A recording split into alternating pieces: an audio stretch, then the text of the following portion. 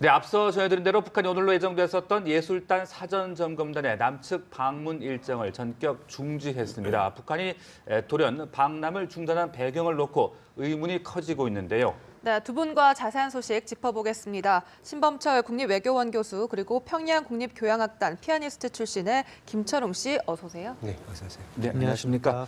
네, 이 예술단 사전점검단 방남 계획을 북측이 어젯밤에 갑작스럽게 중지를 해왔습니다. 또 사유가 뭔지를 밝히진 않아서 지금 상당히 좀 당혹스러운 그런 분위기인데요. 이렇게 갑작스럽게 중지한 이유 어떻게 좀 추측해 볼 수 있겠습니까? 두 가지 측면에서 볼 수 있다고 생각합니다. 먼저 긍정적인 측면에서 본다면은 사실 이것이 시간 준비할 수 있는 시간이 촉박했거든요. 네. 북한 측으로서도 그렇기 때문에 내부 조율이 좀 덜 돼서 조금 더 미뤘다가 당초 23일쯤 할 거로 예상이 됐으니까 그때 다시 하는 게 어떻게 보면 긍정적인 해석이고요. 네. 약간 부정적인 해석을 한다고 보면은 북한이 이제 이 참여를 가지고 협상 레버리지로 삼는 거죠. 어떻게 보면 밀당이라고 흔히 얘기하는 것처럼 네네. 우리 측의 요구 사항을 조금 더 관철시키기 위해서 그래서 한국에게 우리가 못 갈 수도 있다는 점을 가지고 이렇게 압력을 행사하는 거죠. 그러면서 실무 접촉에서 자신들의 요구를 더 크게 할 가능성도 있는데 현재로서는 아직 뭐 거기에 대한 구체적인 이유나 배경 설명이 없기 때문에 두 가지 측면에서 다 접근을 해야 된다 이렇게 생각합니다. 네, 자 내부 조율에 어떤 시간이 필요했다. 혹은 이제 어떤 좀 주도권을 잡기 위한 그런 움직임이다 이런 말씀해 주셨는데 어떤 이유라고 보고 계십니까? 저도 뭐 똑같이 두 가지로 볼 수 있는데요. 네. 신 교수님 말씀대로 일단은 회담의 주도권을 잡기 위한 어떤 시간벌이가 아니냐 이런 것이 첫 번째인 것 같습니다. 북한이 항상 하는 법 중에 그 남한의 어떤 회담에서 예정 없이 예고 없이 취소하거나 또 연기하는 일이 너무 빈번하기 때문에 이것도 네. 또 역시 그 요즘에 그 언론이나 여러 가지를 통해서 약간 좀 회담 안팎의 남북한 문제를 약간 예민하게 보는 시선들이 있으니까 이것에 대해서는 약간 부정적으로 좀 언론 탄압도 좀 해야 되지 않냐, 언론 관리 좀 해라. 네. 이런 식의 어떤 회담 지연 술책이 아닌가라고 생각하고요. 두 번째로 생각보다 현성월의 어떤 인기라든지 이런 것들이 부담스러웠을 수 있다고 생각합니다. 그래서 그런 것들이 자칫하면 자기들의 최고 지도자의 어떤 명예하고도 상관이 있는 이런 여러 연관이 있는 이런 상황이기 때문에 이것들이 좀 부담돼서 약간 대표단 구성을 다시 하지 않을까 이런 생각이 듭니다. 아, 네. 네. 말씀하신 대로 이 현성월에 대한 어떤 언론의 큰 관심이 좀 부담스럽지 않았느냐. 뭐 여러 가지 패션도 화제가 됐지만 또 김전의 예인설 이런 것들이 나오면서 좀 영향을 미치지 않았냐 이런 얘기들도 있거든요. 예, 그런 부분도 영향을 미쳤을 가능성은 충분하다고 생각합니다. 왜냐하면은 사실 북한에서 김정은은 최고 존엄이고 최고 존엄은 거의 신과 같은 존재인데 무슨 현성월이 애인이다 이런 이야기가 오는 것은 어떻게 보면 최고 존엄에 대한 모독으로 받아들일 수 있거든요. 이런 측면에서 저도 말씀하신 거에 전반적으로 동의하는데 지금 북한의 이렇게 이제 전반적인 방문단이라든가 응원단 이런 부분에 있어서 한국의 여론이 좋게 돌아가지 않으니까 그것에 대해서 북한 측도 자신들의 관영 매체를 통해서 비판을 상당히 하고 있습니다. 현재 네. 북한 내부적으로는 그런 부분의 입장이 반영돼서 한국이 좀 제대로 해라, 그 언론을 좀 통제해라 이런 메시지를 이렇게 주기 위한 그 가능성이 가장 높다고 생각합니다. 실제로 또 2014년인가요? 그때 아시안게임, 인천 아시안게임이 있을 때 북측에서 응원단을 보내기로 합의를 했는데 네. 7월 달에 바로 8월 달에 일방적으로 중단한 이유도 한국 언론이 북한 그 방문단, 응원단에 대해서 너무 그것을 명예를 훼손한다 이런 식으로 주장을 하면서 일방적으로 철회한 상황이 있습니다. 네. 네. 유사한 상황이 아닐까 생각하는데 오늘 지금쯤이면 이제 노동신문이 나왔을 텐데 그 기조나 조선중앙통신 그리고 판문점 연락 채널을 통한 그 남북 간의 그 교신 그 내용을 보면 북한의 의도가 무엇인지 파악할 수 있을 거라고 생각합니다. 네.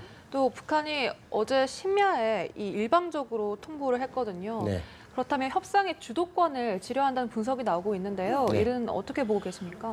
사실 북한 입장에서는 항시적으로 했던 어떤 대남 정책이라고 얘기를 할 수 있는 방법입니다. 그래서 일방적인, 그러니까 아주 예고 없이 그래야지 상대방을 네. 당황하게 하고 이게 과연 무슨 관측일까 이렇게 막 헷갈리고 할 때 갑자기 급소를 찌르듯 갑자기 나타나서 회담하자. 이런 경우가 되게 북한 경우에 많은데요. 이런 경우를 놓고 봤을 때 북한에서는 여러 가지 자기들의 주도권을 확실하게 잡음으로써 이 어떤 평창 올림픽이라는 쉽게 말하면 저는 이렇게 생각해요. 어찌 보면 그 불모 같은 거죠. 불모 같은 걸 잡아가지고 자기 북한식의 어떤 여러 가지 그 요구 조건을 실현시키기 위한 어떤 조건이 아닌가 저는 이렇게 생각합니다. 네. 그리고 또 이 현성월이 이끌었던 모란봉 악단이 지난 2015년이었죠. 네. 베이징 공연을 앞두고 중국 측과 좀 갈등을 빚다가 공연을 전격 취소한 바 있지 않습니까? 그렇죠. 그때를 좀 떠올리는 분들도 계신 것 같아요. 네, 그때 당시에 현성월의 지위를 한층 더 올릴 수 네. 있었던, 그리고 또 북한 내에서도 그 입지를 확실하게 다질 수 있었던 계기가 됐었는데요.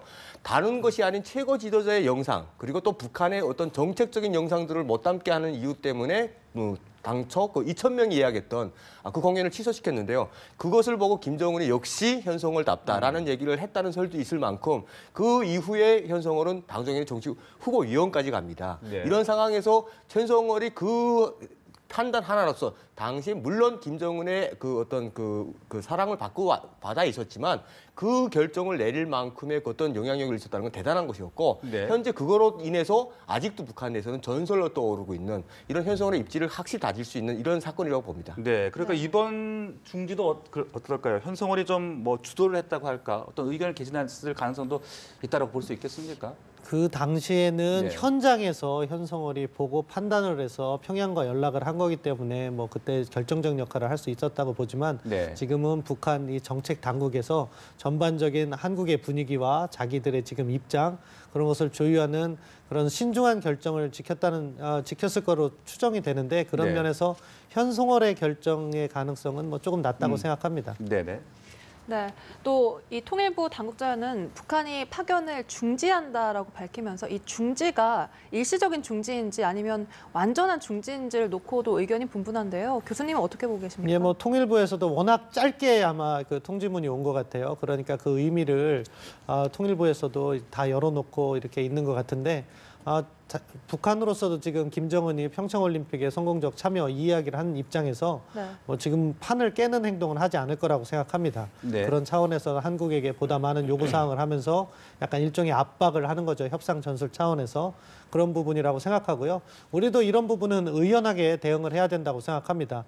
아주 방문 이제 사전 이제 상관단이잖아요. 사전 현장 조사를 하기 위한 방문인데도 벌써부터 밀당을 시작하는데 네. 지금부터 끌려가면 안 된다고 생각하고요. 뭐 그쪽에 사유가 정당하면은 정당한 사유를 받아주면 되는 것이고 그쪽이 무리한 요구, 뭐 한국의 언론을 통제해라 또는 뭐 금강산이나 개성을 열어라 이런 식의 주장을 한다면은 그거는 현 단계에서 우리가 수용할 수 있는 문제가 아니다. 이러면서 우리의 입장을 잘 견지해 나가야지 앞으로 지금 남북 대화는 더 많은 과제들을 남겨놓고 있는데 네. 그 다음 단계로 나아갈 수 있다 이렇게 생각합니다. 네, 완전 취소라기보다는 좀 일단 연기하는 쪽으로 가지 않을까. 네, 또 조만간 재개가 될 가능성. 저도 그렇게 생각하는 게 북한으로서는 지금 최대 어진 고비인 것으로 생각되고요. 네. 네. 또 이번 평창올림픽 전격적으로 나온 것 자체가 그들이 얼마나 급했는가 하는 것을 보여줄 수 있는 사례이기 때문에 이들은 이 기회를 절대로 놓치지 않으려고 봅니다. 그리고 또 한 가지는 우리가 주목해야 될 게 북한이 깜짝 놀랐던 게 국방부가 발표한 어떤 한미 군사훈련을 아예 취소할 수 있다라는 어떤 그 조사가 나오지 않았습니까? 그러다 보니까 북한에서는 이것이 혹시 들켰나 뭐 이런 어떤 제스처가 있지 않았을까라는 생각도 되고요. 그리고 그것에 대한 어떤 일킴으로써 이것이 수행을 할 수 있으면 우리가 전격적으로 어떤 평창 올림픽의 주도권을 우리가 쥐고 있다. 이것을 다시 한번 남에게 알려야 된다. 뭐 이런 전술이 아닌가 저는 생각됩니다. 네, 이렇게 북한 점검단 파견 중지에 대해서 신범철 국립외교원 교수 그리고 평양국립교향악단 피아니스트 출신의 김철웅 씨와 함께 얘기 나눠봤습니다. 오늘 말씀 감사합니다. 고맙습니다. 감사합니다.